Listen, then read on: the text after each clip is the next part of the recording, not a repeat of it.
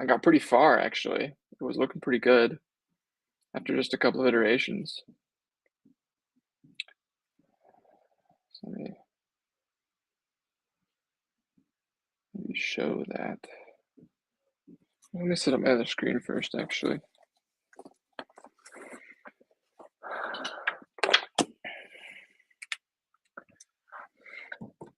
I have this habit of naming products with just two eyes after it. Just like taking the word and just putting two eyes. It's like, boom, product. Got Chatii. There's a game I made called Smashy.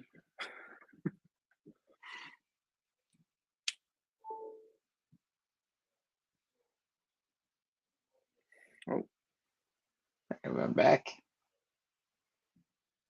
well, I guess I was just talking to myself there, which is still good. Yeah.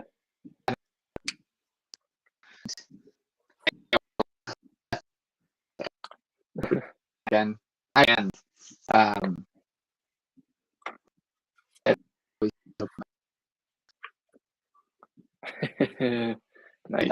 I, I was sending. I think I was telling you. I was sending 7,500 about transactions to a local endpoint. It's my own node, so I'll do what I want with it. And it just chokes. Like it does not like that at all. So, but unfortunately, Nice. batching it doesn't work because when one thing fails, your whole batch fails, and it doesn't tell you what line it fails on. It just fails. So, the wonderful world of I have to do it the fun way. And it's fine. Boohoo me. Boo. Yeah. Is this Cadena then? 7,500 transactions? Mm-hmm. That's a lot of transactions. I'll be honest. Yep. It is.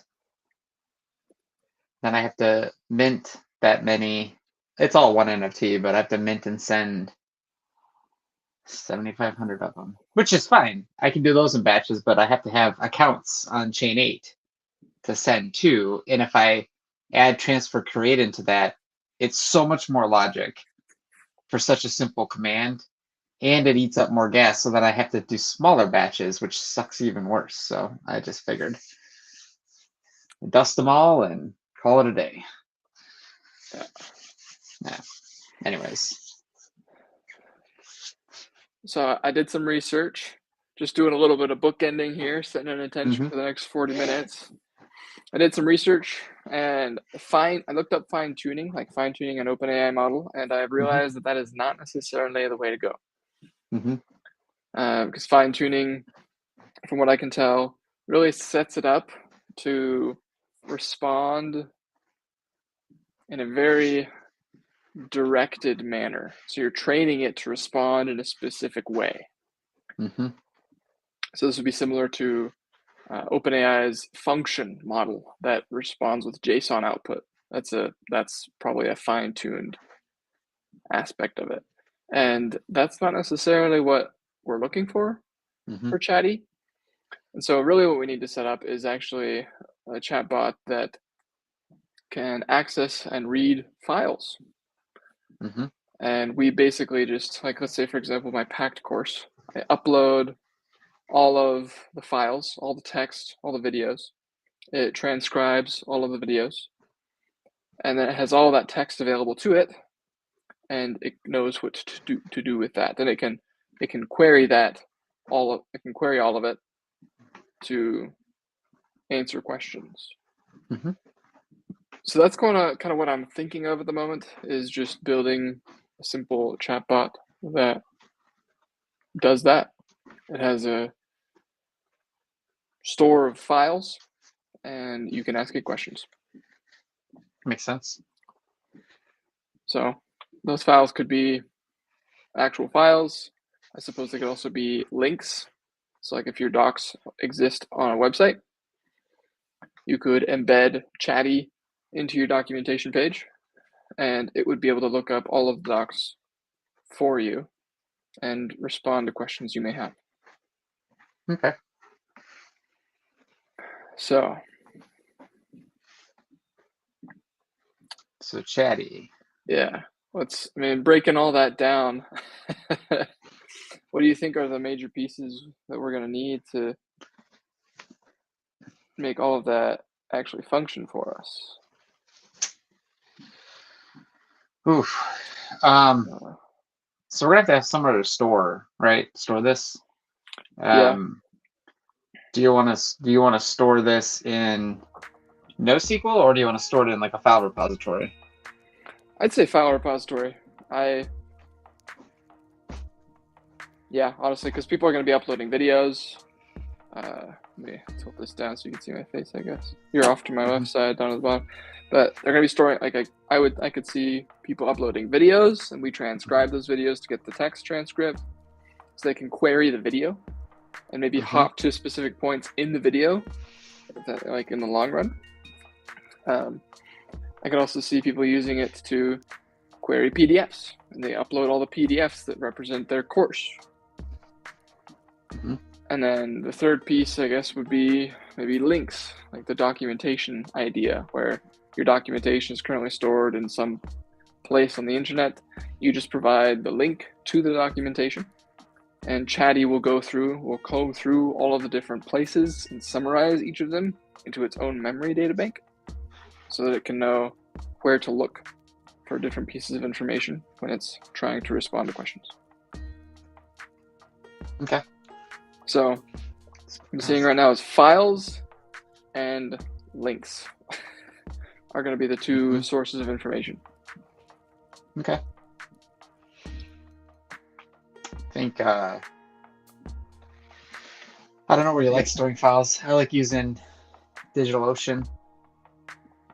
Yeah, it's pretty easy. It uses S3's SDK, so it's pretty easy to.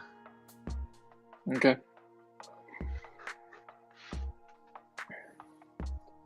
All right, so DigitalOcean to store our files.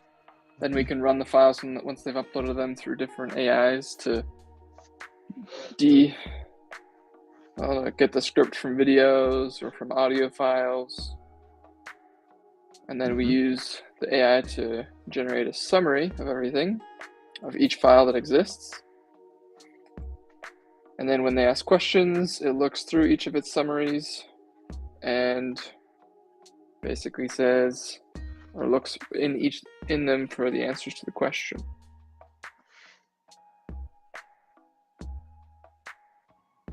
Sounds really simple when I say it like that.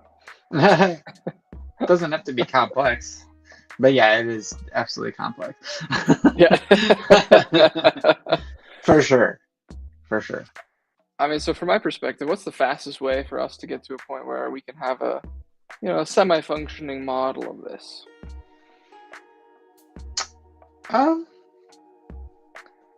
So we're going to be using API calls and secret. We don't want anybody getting access to these, right? So I always go with the obvious is you need to have that server side rendered, so that the client can't steal your API keys. Yeah. So for me,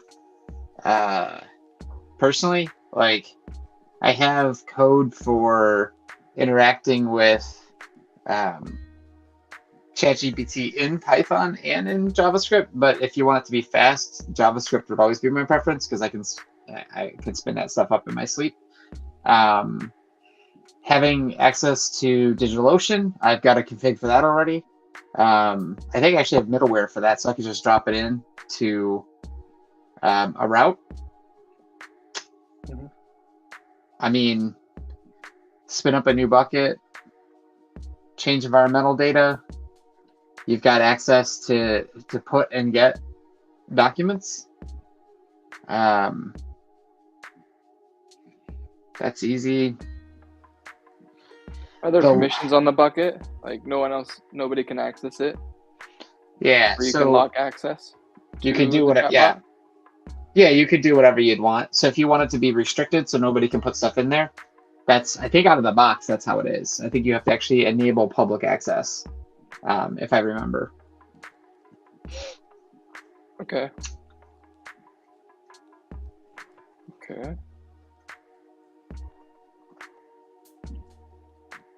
And how about setting up a login system? What do you think we could do in terms of that? So I guess one question I'd have actually for DigitalOcean, one of the reasons I like using AWS CDK is because I can just auto deploy everything from a Python script and then update. And that's super, super nice from my standpoint. Is that something that you can do with DigitalOcean? And would we be able to link it to the servers that are reading data from it? And how easy is it to create the permissions between those? I have no idea. Okay. They control some of it, so I don't know. I don't honestly know how much control you get at that level. I know what you're talking about, though. I don't know that you can. I don't know that you can't spin it up the same way. But like, you're not going to be able to specify. I don't think you can specify a region or anything like that. They just put you. No, they have it in 2 regions, I think. So you have to. They got a couple, but. I don't know if you're going to be able to deploy it that way. I'd have to go back and look, but the reason I liked it is because you don't have to do all that. It's very simple. But yes, you have to set up your bucket first. That should be done. You should be able to do that via CLI, but I'd have to pull all those commands. I don't know what they are. Okay. Like I said, it's just on top of S3, so they're just putting their service on top of S3, and maybe they're making it perhaps a little simpler. That's a lot simpler to manage. Okay, well, let's see. If I'm being completely honest, I'd still lean towards AWS just because it's all under one roof. That's fine. I know we're going to need to host servers. And those servers are going to need to be able to communicate with the buckets. So we're going to have keys in there. Ideally, those keys will rotate every set period of time so that people can't get them and then potentially get access to or delete the docs.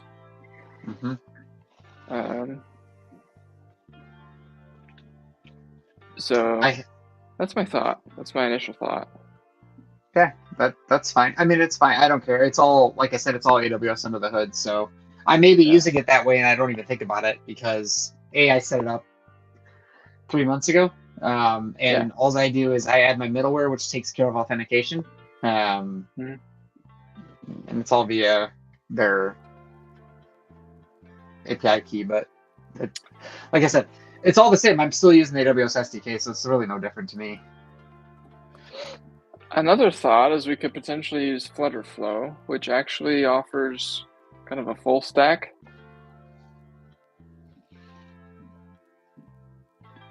So you got your cloud functions, which is like, your Lambda functions. Yes, you got your custom code, you got your media assets. You have API calls that you can make. So if we want to set up the website so they're dropping files in here, we can create the front end as we build out the back end. We've got our data types, and then we also have the Firestore. So which is basically the equivalent of what you were building using Mongo. It is Mongo actually, but I'll be honest, the no SQL stuff actually throws my brain through a loop. I love it, man. Structure. I get what it's doing, but I feel like at least Firestore's UI for building your own document is really confusing to me. My brain says, why is it like this? Why did they do this? but it's not any so all right, so I use Mongoose for what I'm doing, right? And I used Pydantic models in Python, for example. They're the same thing. I mean, potato. So let me show you real quick. Maybe this will help. I love Pydantic models actually. So if I could just make my Pydantic models and then just say, hey, Firestore or Mongo or Mongoose, whatever, just take it. That would make me. I would be a happy camper. Can I I'm gonna just screenshot this and send it to you. I don't know if I can.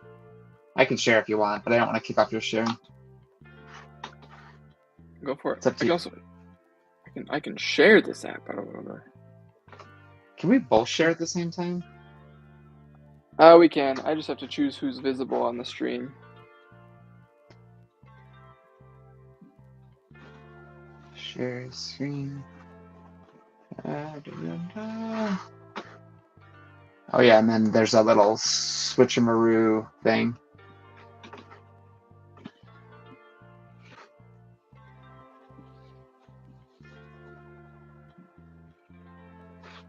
So yeah, if you show my screen. Oh, there it is. So this is a mongoose model, essentially. Oh, sorry. Okay.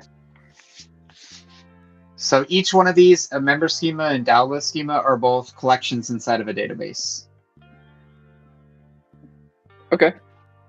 So when you boil it down, when you use these, you have to stick to them.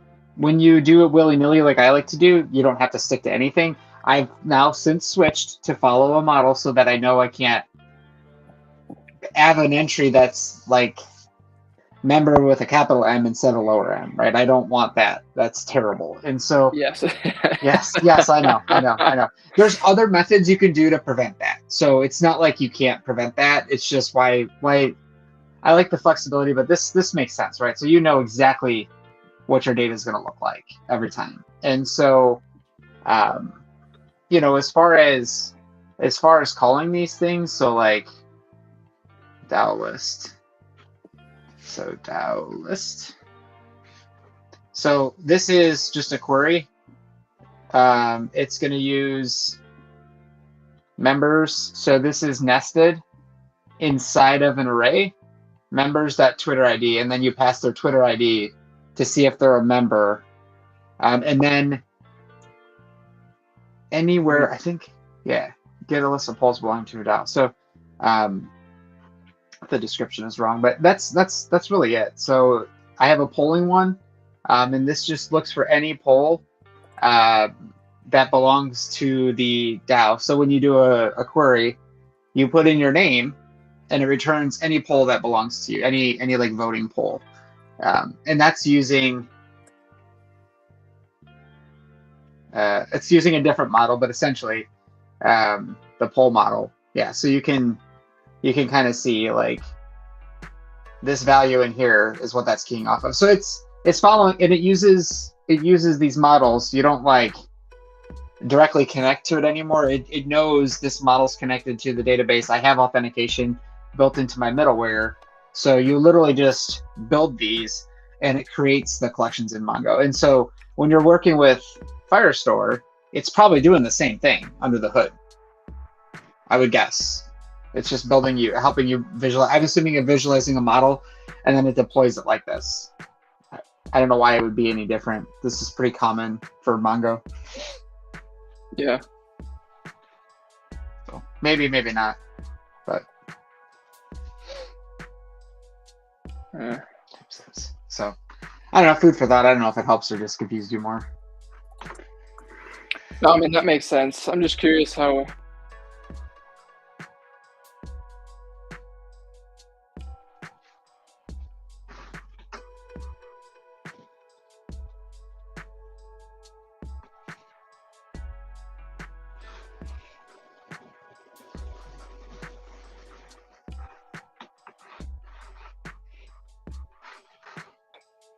It's not wholly something I want to try and do.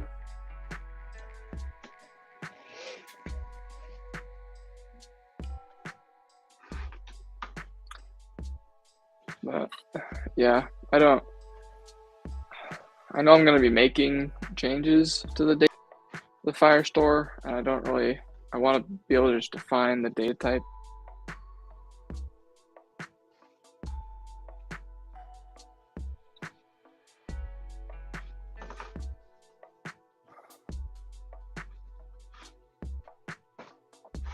So we got to get the data right. If we get the data right, everything is happy.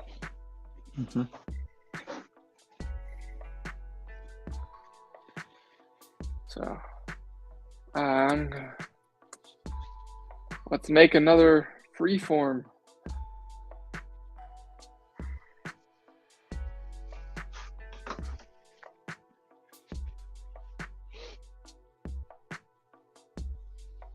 All right. Got our Chatii widget. I think Chatty's a great name, man. All right, so we've got Chatii. What is Chatii going to do? Chatty's going to talk to our backend files. So we got the Chatii widget. Let's see, we got our user.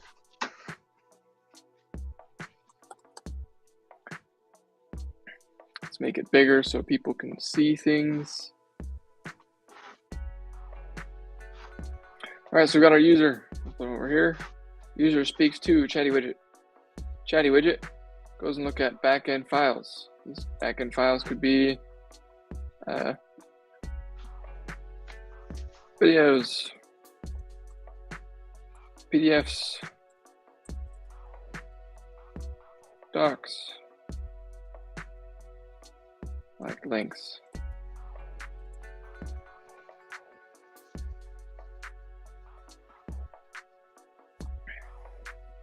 And then it uses these to return an answer to the user. Honestly, I would love to. Oh, that's not what I want.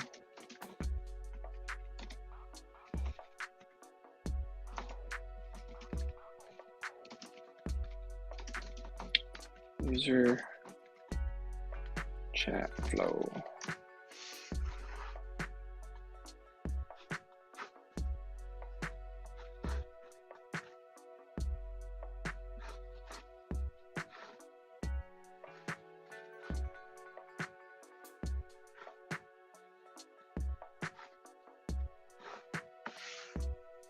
Oh.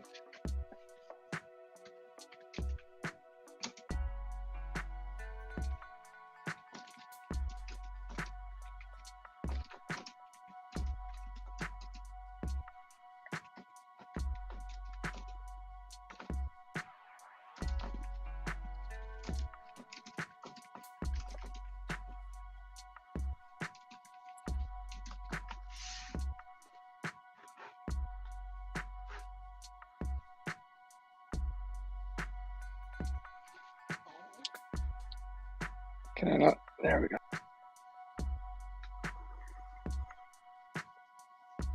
And then we have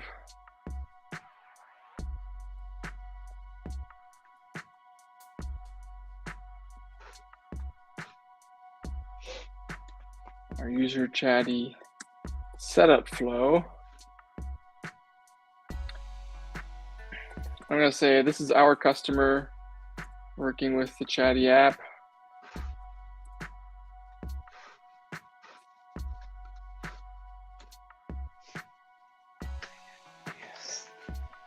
They upload files, links, docs, etc.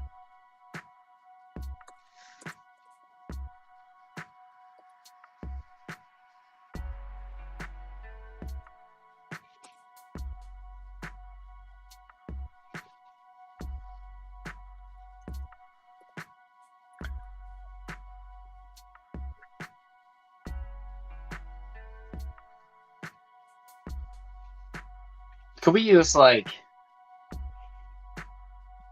Google Auth or something, like something simple to just throw? Yeah.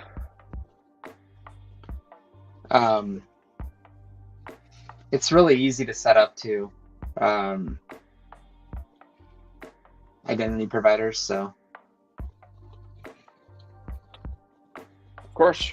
Like, right now I'd say just shooting for an MVP to get it working. And these are the two steps that I'm aware of. Like, these are the two flows that I'm aware of that need to work. Mm-hmm. So our customer can log in. In my case, the customer would just be me, potentially, just creating a Chatii app, a Chatii for my packed course, right? And then my users can use my Chatii widget to talk to my course and ask questions when they get stuck. So all of these are the two flows. And I guess the third flow would be Chatii installation.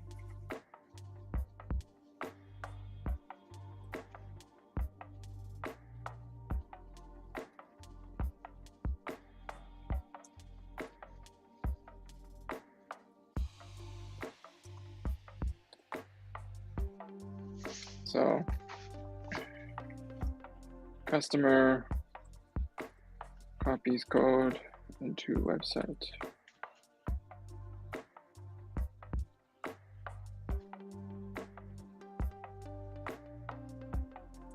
Styles widget copies code into website. Boom. Boom. I guess this could just be Styles widget.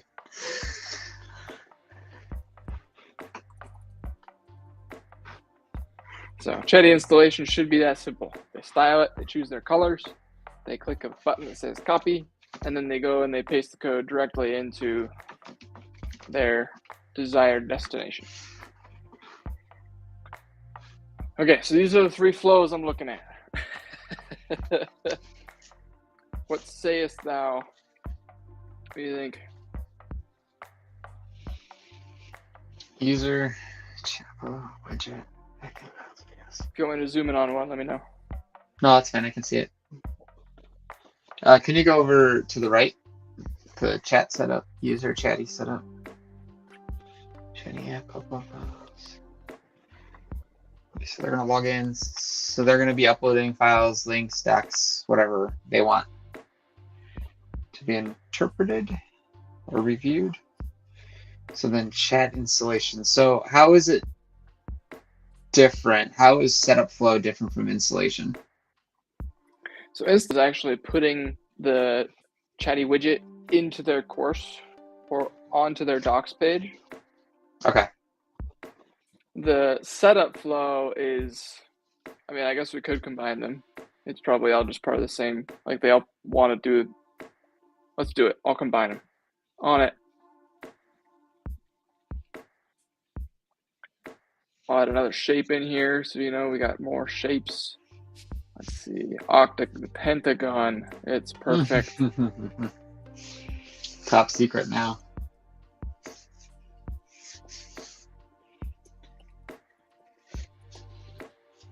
Okay, this will be an asynchronous step. Use data to transcribe and summarize provided data. We have over here. And then style widget. Copy code into website. Boom.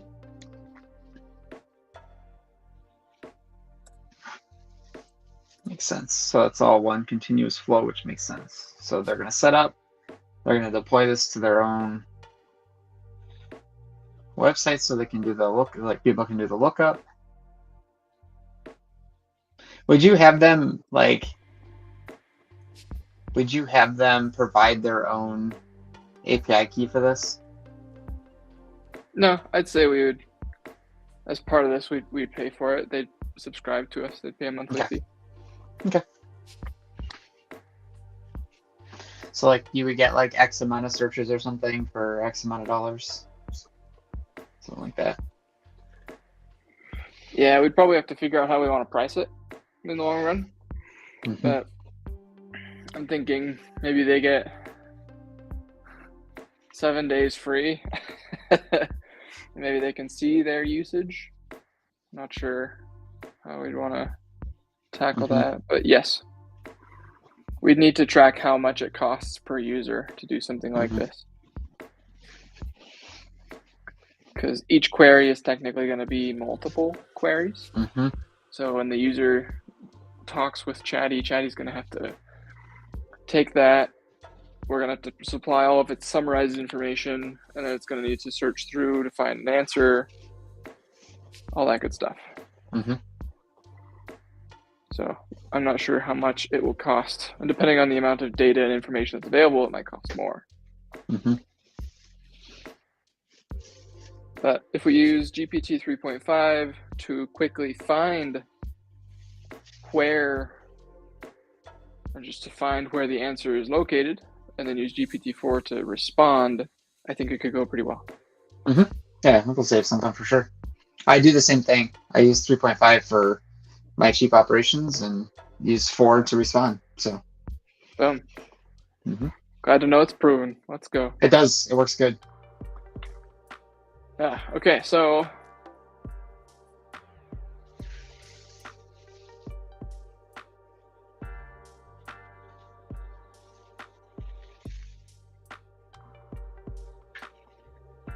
is there anything that I'm missing? I'm certain there are pieces here that I'm kind of missing. User chat flow. They have the widget. We have their files stored.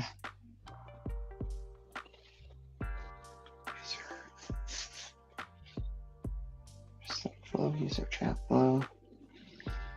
So somebody goes to my docs site. They type into the Chatii widget. It performs its lookup against the files and things that we have stored. Then they get a response back. I don't know if anything's missing per se.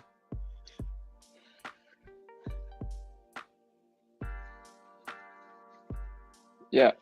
Okay.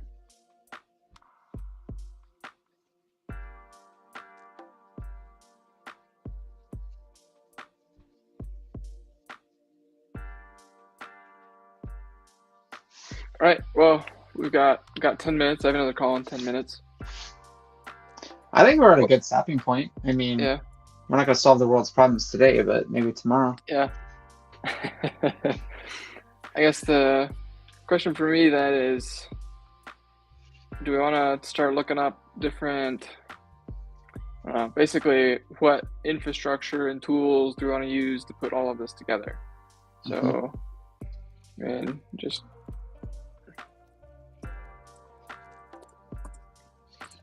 we're going to need file storage, obviously AI access. I won't assume it's OpenAI. I just assume it's probably going to be the simplest one to use. Personally, just hear me out for a second. Think we should use Llama 2. I know it's like smaller context and all that stuff, but it's free. We can use it for free. And if we're going to be testing all this stuff, I'd like to be able to test it. And then I think we can find out if there's a context limit that just makes it unbearable. I have access to Llama 2. I think anybody can go request it. We just have to run it somewhere, and I might just kick on one of my servers and let it run for free. I mean, it's like $7 a month in power, so I don't really care. But then that can handle, like, you know what I mean? Like, let that handle the churning of that versus us subscribing to a paid service that we really don't need right now. We just need to prove out that this works. And then if it's provable, paying for it shouldn't be the issue, right? The issue should be, how do we get people to get it and subscribe and set them up, I guess. Right. How to get people to buy this, because that would be my goal, personally. I don't know about you, but like, I feel like you look at something like this, can we build it and then get somebody to buy it?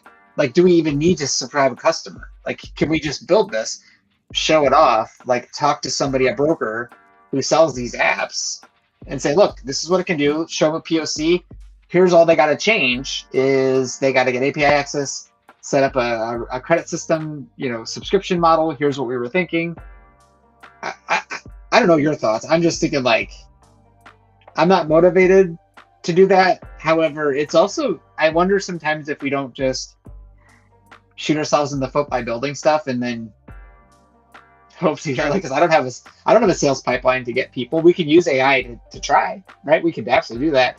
I'm just wondering, like, do we prove this out? And then, like, I think right now AI is so hot, and I hope if anybody's actually watching us, like, I see people selling these for a couple $100,000, like less than what we're doing. And why wouldn't we at least pitch it? But I know plenty of people we could pitch it to and see if they'll go pitch it for us. Like, why not? People love this stuff. It's definitely an option. I mean, I'm already in a course actually for building courses. It's a course building course. And I was thinking, hey, if I may just give you free access to this, show you how to set it up, walk you through the whole process, and then you can just see the value add to your customers. That is just, I mean, for a woman who is building courses to sell courses, it's like just bundle this in with what you sell and we get the revenue, like some revenue from it, or sell it as part of what you sell. And I think that could actually, if I can somehow get this in front of her, I think it could go really, really well just as a value add to all of her people, as a value add to all of the people she trains. So it's definitely something I'm going to shoot for once we get this MVP working, once we get to the point where, hey, we can show it. And if we do end up wanting to sell it in the long run or short run, honestly, if it has if it has customers, like a lot of customers, and they love it, it'll sell for that much more, right? Oh yeah. So. Yeah. I'm fine to try and build a simple AI thing and just try and sell it. But first, I would like to try and get some customers for it. Maybe not build a sales pipeline, but if we can get it to the point where it's so stupid simple that you're just dragging and dropping files. Here, just drop all your videos in here, copy paste all your things, hit go, copy this code into your page. You've styled it a little bit. It looks like you. It's got your colors, maybe some select fonts. Hit go. Boom. All of your clients, all of your course takers can now talk to your course like it's you, right? They have the same knowledge and foundational understanding of it all as you do. How much is that worth to them, right? And I think it's kind of there's not really a big question about it. It's pretty worth it. I think like higher ed, like stuff like that, looking for stuff like this, and it'd be interesting to see. I would position it if we get, I assume we'll get this as into an MVP.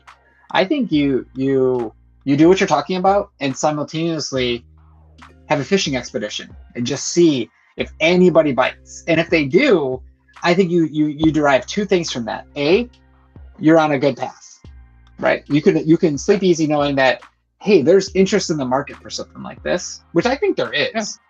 And then two, you can kind of set the market if you can't find like a good competitor. You could have, I call them a broker, but that's what I always call them. But like they can go out and fish for like, hey, is this worth 100,000 to you? Is it worth 500,000 to you? Is it worth $1 million? Is it worth more? I'm just curious. If you had something like this in front of you, what would it be worth to you? And a lot of times, this AI stuff is flying off the shelves like you wouldn't believe. Maybe you would. Yeah, obviously you would. But I'm actually more curious myself because I'm looking at some of the stuff I'm doing and going, why don't I just pitch this and try to sell it to somebody? Like I built all these little cool, neat toys. Why not become a serial entrepreneur? Yeah, I mean, you're looking for different revenue streams, different things to do. Why the heck not? Sorry. Yeah. But like you could tell, like I'm trying to like. I don't know. I like this idea, and I would love to see it actually on something that I'm working on too. So it may be a little different, but like very similar. And so I'm thinking like, okay, maybe, who knows, right? Yeah, I mean, so from my perspective, I actually do see it in a couple of ways. One, I might be fine selling it. Not sure. Emotional attachment is not healthy. I'm just gonna tell you that right now. No, it's more like because of the second option, and the second option I see is, if someone values it to that degree, and we look for investment and then absolutely steer the ship with a massive amount of money and start just printing more money, right? I think yes, absolutely. That would be agree. More of a long-term like win for me, I think, because not only do I want to build something that matters, that actually has impact, that blesses the lives of thousands, hundreds of thousands of people, I want to learn how to do it. Yep, understood. And if we can get investment so that I can continue this route and learn better how to do it, and I think that's something you want to do as well, is just keep learning. Yep. I think that would be in our best interest. So I'm not Mhm. necessarily willing to sell it because I think this is the first idea. I actually had this idea back in January, Mhm. early December last year. I don't know why I didn't do it. I had it written on my whiteboard, but it never happened. Mhm. Um, I understand. and so I, I see it as hey, I really want this for Mhm. multiple things. I could use this Chatii widget if we could set up. We could set up a spawnable Chatii widget. So let's say Mhm. you want to go to a GitHub repo and you want to talk to a GitHub repo, or just Mhm. talk to any documentation on the planet. Just give Mhm. me the base URL. The Chatii widget will go through everything, consume it, understand it, and then roll with it. Summarize all of it, and then you just start talking. Right? Would you consider the idea of indexing that data so we only have to look it up once? Yeah. I guess like a certain things won't change, right? Like news articles and stuff like that. Maybe like a re-edit, but do we really? But I'm just let that be in your mind. If we want this to be responsive and fast, we should be able to index some of these things, which does add to the complexity and to the cost of everything. But I also think it's important to go into these things understanding, we're dealing with the internet, dealing with latency. Every lookup's going to cost us something. Is it better to have it at our fingertips and store it somewhere in a repository? That there's legal ramifications for that too, right? We have to be careful with that. But like, I'm just trying to think like, I like to just freeform things. So your app's freeform, so I said freeform, but I like that word anyways. I like the word anyways. So I'm not sure I would be. I don't. That I was freeform thinking as well with that pop-up Chatii where you just feed it a URL, the base URL of a GitHub repo, or the base URL of the PyFlask or Fast API docs, and it teaches you how to quick start something, right? Because that's kind of where, or I mean, an extension of that is maybe you use it to rewrite the documentation in a way that's more easily understood, and people can start using it in that regard as well. Basically, you build these foundational pieces, and then the AI itself can take all of your content and transform it into something else entirely. Whether that be through questions, whether that be, hey, I want to recreate this or reformat this course to target people like this instead of people like this. It's like, yes, sir. It just does it for you. Yep. Maybe it reorganizes some of the things, or I don't know. It could become more of an asset, but that's thinking way far ahead. I would say. Yeah. Let's focus on. Let's get it set up so that it can actually consume user information and let people copy paste the widget into their course so that they can. I'm focusing specifically on people who are building courses because I think that's a hot topic right now, especially on X. Like, I don't know if you know Virgil Brewster, but I feel like all these guys, there's so many people who are building cohorts, courses, etc.